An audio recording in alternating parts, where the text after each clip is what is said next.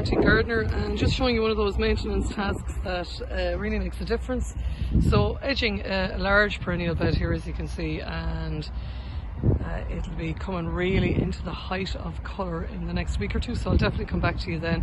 But as you can see, everything growing really well. The lupins, a lot of green fly on the lupins, so I've just brushed off a lot of them from the soft tips, and already I've seen 1 or 2 ladybirds, so it's that balance between there was such an infestation, clearing some but leaving some food for the ladybirds.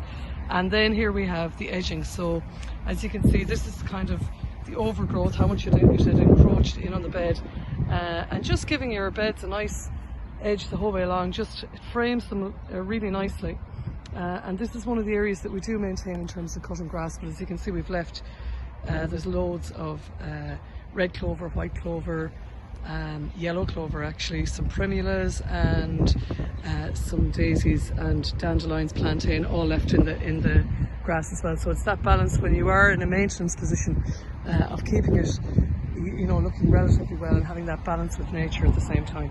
So that's just one of the tasks that really makes a difference. So edge your beds. Hope that you're doing well with all of your sowing and planting at this stage, and really it's just that lovely stage of the year. Trees looking amazing, lots of lush growth in all the perennials, and I'll come back to you when the colour is beginning to show. Osteos, really, the osteospermums and the scabious are the only things really showing a lot of colour in the bed at the moment, as you can see there. And I'll just show you the osteospermums, which again, really I would have them in any bed. They really just give great colour for a very long season of the year, and also keep down the weeds. Okay everyone, that's it. Happy gardening.